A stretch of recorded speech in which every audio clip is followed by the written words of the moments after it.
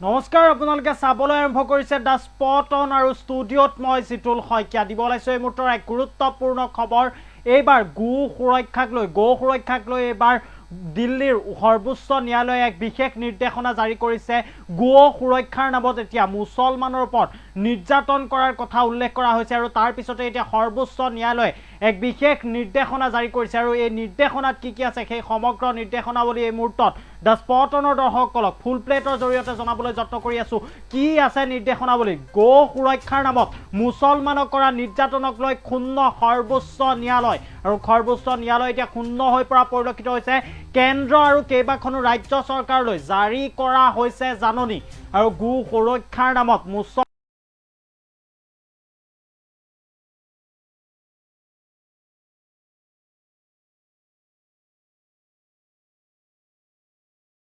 প্ৰদেশ মহাৰাষ্ট্ৰ আৰু হাৰিয়ানাৰ চৰকাৰলৈ জাননী জাৰি কৰা হৈছে এই মুহূৰ্তত জনাই আছো এক গুৰুত্বপূৰ্ণ খবৰ কেইবাখনো ৰাজ্যলৈ এই মুহূৰ্তত জাননী জাৰি কৰিছে উৰিষ্যা ৰাজস্থান মধ্যপ্ৰদেশ হাৰিয়ানা মহাৰাষ্ট্ৰ আদি কেইবাখন চৰকাৰলৈ জাননী জাৰি কৰিছে আৰু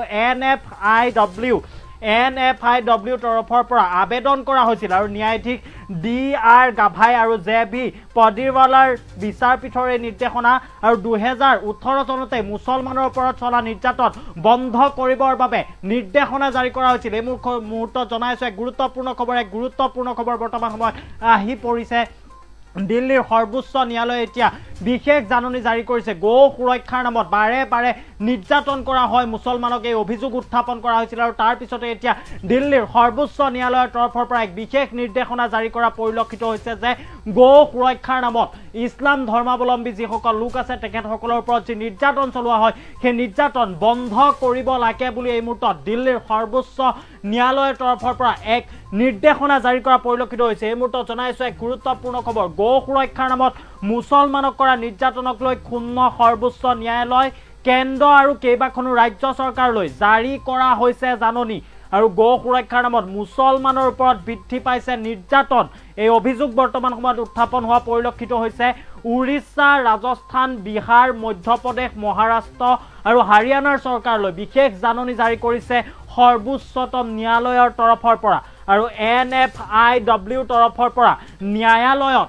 আবেদন কৰা হৈছিল আৰু সেই আবেদনৰ পিছতে এতিয়া এনেধৰণৰ এক নিৰ্দেশনা জাৰি কৰা পৰিলক্ষিত হৈছে ন্যায়াধীশ DR গাভাই আৰু JD পদিৰৱালাৰ বিচাৰপীঠৰ এই নিৰ্দেশনা আৰু 2018 চনত দৰাচলতে তেজদিন পুনাৱালাৰ গোচৰত বিশেষ ৰায়দান দিছিল সৰ্বোচ্চ ন্যায়ালয়ে সেই যি ন্যায় দিছিল বিশেষ যি ৰায়দান দিছিল সেই ৰায়দান আছিল যে গো সুৰক্ষাৰ নামত মুছলমানৰ ওপৰত চলা নিৰ্যাতন বন্ধ কৰিবৰ বাবে নিৰ্দেশনা দিছিল আদালতে 2018 চনতে দৰাচলতে আবেদন কৰা হৈছিল তেজদিন পুনাৱালাৰ